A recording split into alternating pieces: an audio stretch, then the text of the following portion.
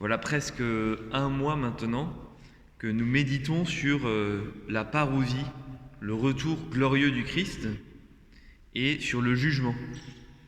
Et aujourd'hui, donc si nous n'avons pas compris qu'il fallait nous tenir prêts et attendre ce jour du jugement et être trouvés en train de veiller, eh bien je ne sais pas comment l'évangile peut nous le dire, parce que j'ai l'impression que depuis 2 ou 3 semaines, tous les évangiles nous parlent de ce jugement et de ce retour du Christ.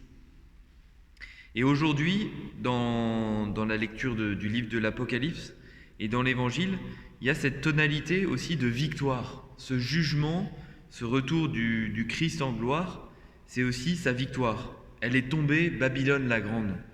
Sa victoire sur les forces du mal, avec cet hymne qui est repris par tous les saints, le salut, la gloire et la puissance à notre Dieu.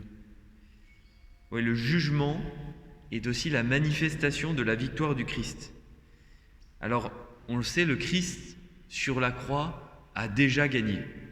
Il a déjà sauvé l'humanité, il a déjà donné sa vie pour le salut, il a déjà gagné, et pourtant, cette victoire n'est pas encore pleinement manifestée. C'est ce que nous attendons dans la parousie, c'est que tout l'univers soit transfiguré par cette victoire du Christ. Et donc nous sommes dans ce temps un peu entre les deux, entre cette victoire qui est déjà advenue, mais pas encore pleinement manifestée. Et ça peut nous aider de nous rappeler cette vérité de foi dans ces périodes un peu troubles que nous traversons. Nous avons parfois un peu le nez dans le guidon et nous nous disons peut-être que rien ne va plus, on n'a jamais été aussi mal dans notre monde. Et peut-être pas aussi, peut-être qu'il y a eu des périodes beaucoup plus troubles. Mais aujourd'hui, l'Évangile, le Christ veut nous faire relever la tête vers sa victoire. Une victoire qui est beaucoup plus large que notre petite vision. On voit que dans l'Apocalypse, il y a tout un combat cosmique, un combat de tous les saints, un combat des anges, qui nous dépasse totalement et sur lequel il faut que nous nous reposions. C'est une victoire qui nous dépasse aussi complètement parce qu'elle n'arrive pas comme nous voudrions. Nous aimerions peut-être que nous soyons dans une société totalement chrétienne où parler du Christ, parler de Jésus ne pose aucun problème. Et ce n'est pas le cas.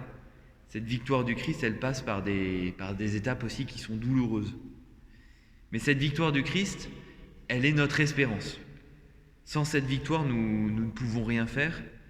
Et c'est elle qui doit nous animer, nous soutenir et nous tenir éveillés. C'est parce que le Christ a vaincu et parce qu'il va venir en gloire que nous sommes éveillés. Alors demandons la grâce, notamment dans cette Eucharistie.